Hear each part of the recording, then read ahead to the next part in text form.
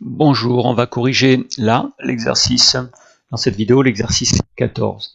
Alors, on a 3 points, il faut dire s'ils sont alignés à l'aide d'un calcul déterminant.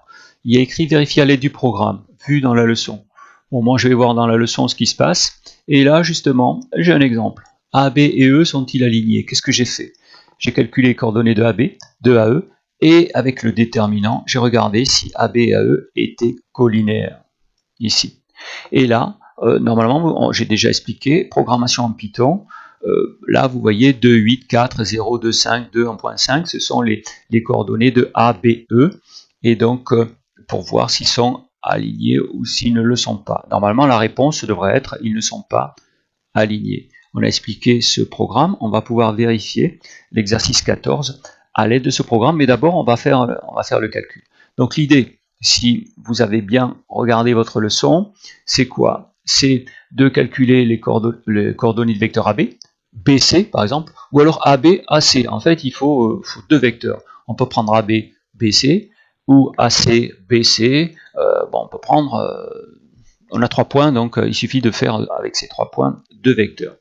Et si c'est en colinéaire, ça veut dire que c'est parallèle, mais comme il y a un point commun, par exemple AB, AC, ça veut dire que ABC sont sur la même ligne. Alors en fait, il s'agit de calculer 2 vecteurs et de calculer le déterminant. Alors, correction. Alors, ici, c'est toujours pareil, hein. On calcule AB et AC. Moi j'ai choisi AB, AC. Je vous rappelle qu'on aurait pu choisir AB, BC. Bon, c'était pareil. Alors, ceux de B moins ceux de A, si vous ne savez pas le faire, hein, c'est désespéré. Ceux de C moins ceux de A, on trouve 6, 0, 10, 0. 6, 0, 10, 0. 6 fois 0, moins 0 fois 10, on trouve 0. Donc, AB et AC sont colinéaires, ça veut dire que c'est parallèle, mais comme le point A est à la fois sur la droite AB et sur la droite AC, ça veut dire que la droite AB et AC, c'est la même. AB et C sont alignés. Comment on peut trouver, je l'ai mis entre parenthèses parce que c'est pas demandé, comment on peut trouver le coefficient de collinarité puisqu'ils sont collinaires? Ben, on fait 10 moins 10 divisé par 6, ça fait 5 tiers. Et là, on ne peut pas faire 0 divisé par 0.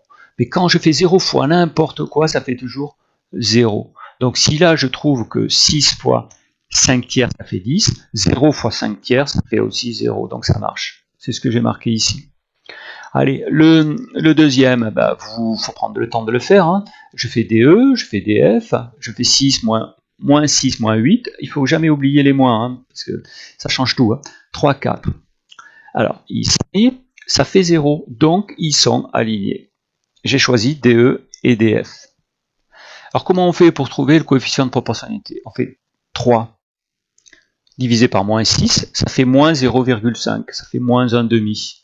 Si je fais 4 divisé par moins 8, ça fait moins 0,5. Donc ça marche.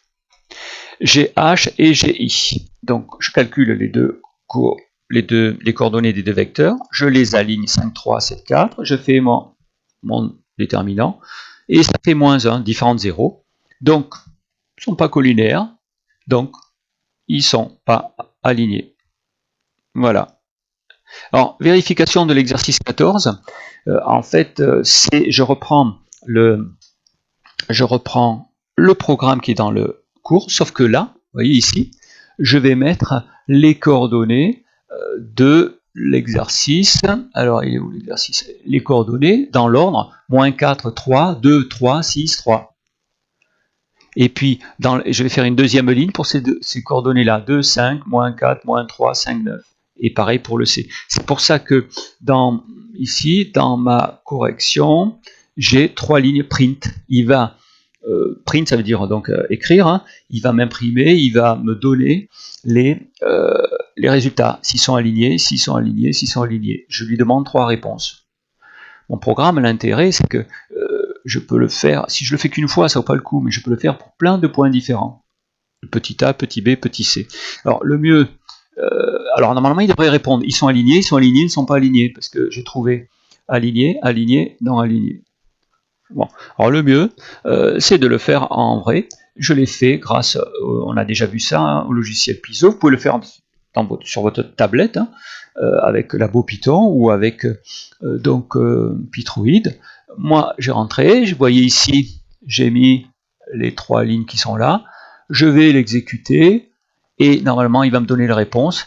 Pour le premier, ils sont alignés, pour le deuxième, ils sont alignés, pour le troisième, ils ne sont pas alignés. Alors, vous avez ensuite à faire l'exercice 15. Je voudrais faire un programme qui calcule la distance de 2 points. Alors, il faut que je rentre le x de A, le y de A, le x de B, le y de B.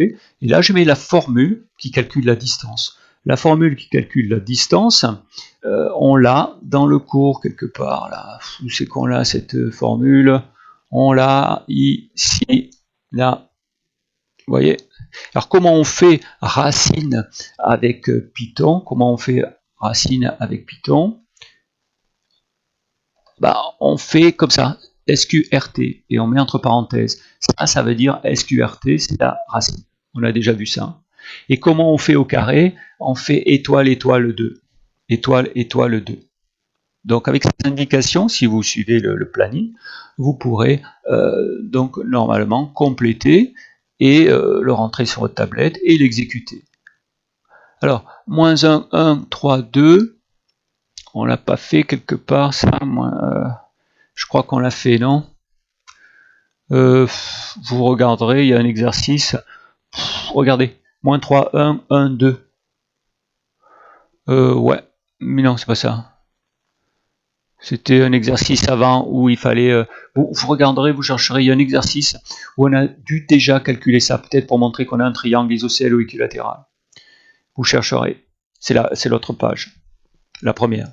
Voilà, vous pouvez essayer de faire ça, pour voir si vous êtes bon en programmation. Voilà.